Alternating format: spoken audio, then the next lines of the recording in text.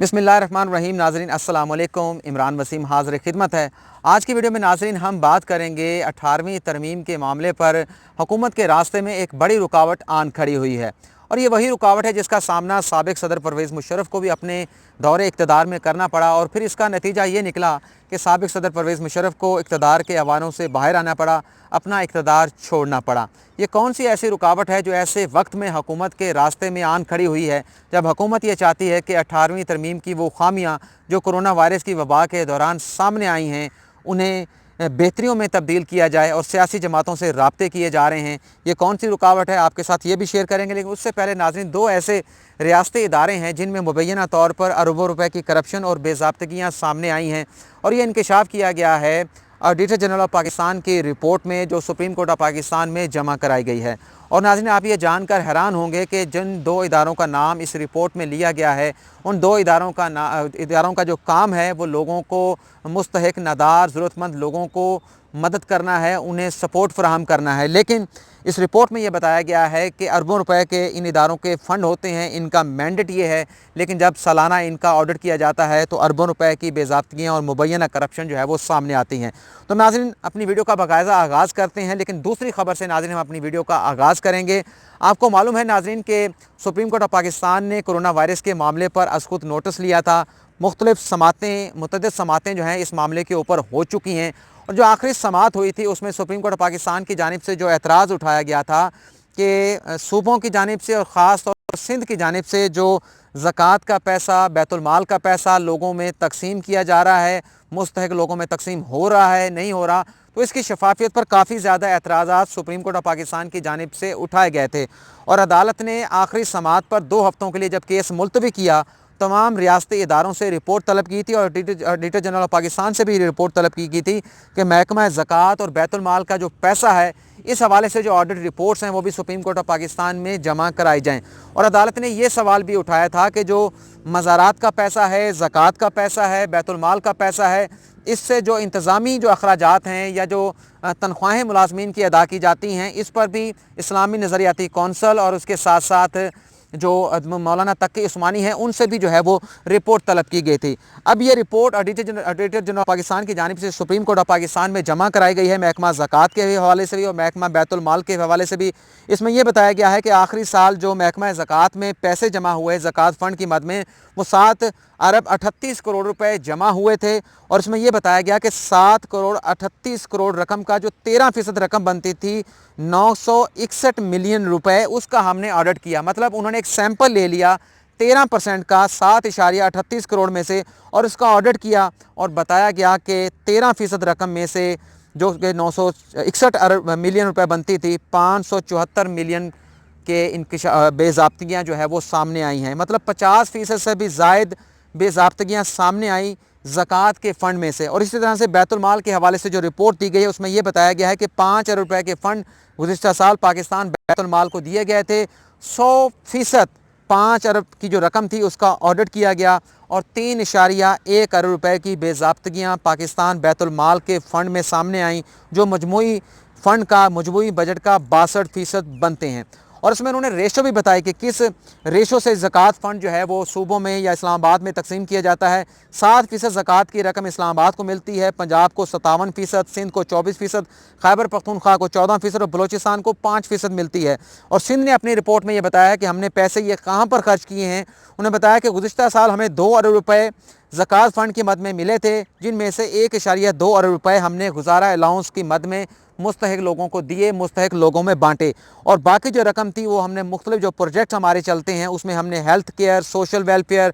बच्चों की, गरीब बच्चों की शादियों वगैरह में हमने ये पैसे खर्च किए। और ये भी बताया कि 185 मिलियन रुपए हमने मुख्तलिफ मुलाजमीन की तनख्वाहों के मद में भी खर्च किए हैं। और पंजाब ने यह बताया है कि हमें गुज़िश्ता 3 सालों में 9.24 अरब रुपये मिले थे, और 10% हमने तनख्वाहों की मद में खर्च किए। लेकिन इस्लामी नज़रियाती कौंसल की जानिब से जो रिपोर्ट पेश की गई है, जो राय दी गई है सुप्रीम कोर्ट ऑफ पाकिस्तान को, उसमें यह बताया गया है कि ज़कात के पैसों से तनख्वाह अदा की जा सकती है, लेकिन उसकी शरह इतनी कम होनी चाहिए, इतनी मिनिमम होनी चाहिए कि ज़कात का पैसा इकट्ठा करने का जो मकसद है वो मकसद फौत नहीं होना चाहिए, वो मकसद अपनी जगह पर बरकरार रहना चाहिए।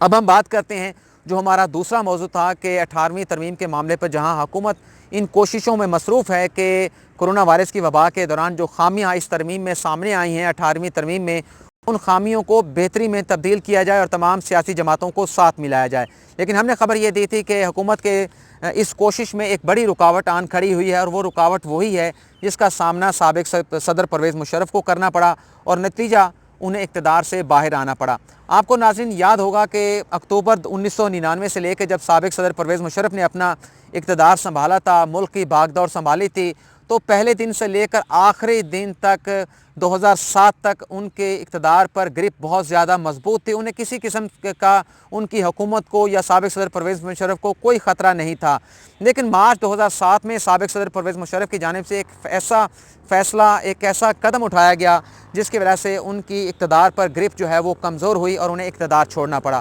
انہوں نے یہ فیصلہ کیا تھا کہ سابق چیف جسٹس، اس وقت کے جو چیف جسٹس سے افتخار محمد چودھری، ان کے خلاف ایک ریفرنس دائر کیا سپریم جوڈیشل کونسل میں، جو کہ کرپشن کے الزامات پر مشتمل تھا، اور یہ ریفرنس دائر کرنے کے ساتھ انہوں نے سابق چیف جسٹس کو ان کے عہدے سے معزول کر دیا۔ یہ فیصلہ کرنا تھا، یہ اقدام اٹھانا تھا کہ ملک بھر کے جو وکلاء ہیں وہ پاکستان بار کونسل کی کال پر، سپریم کورٹ بار ایسوسیشن کی کال پر سڑکوں پر نکل آئے اور صدر مملکت سابق صدر پرویز مشرف کے خلاف سڑکوں پر احتجاج شروع ہو گیا، شیلنگ شروع ہو گئی۔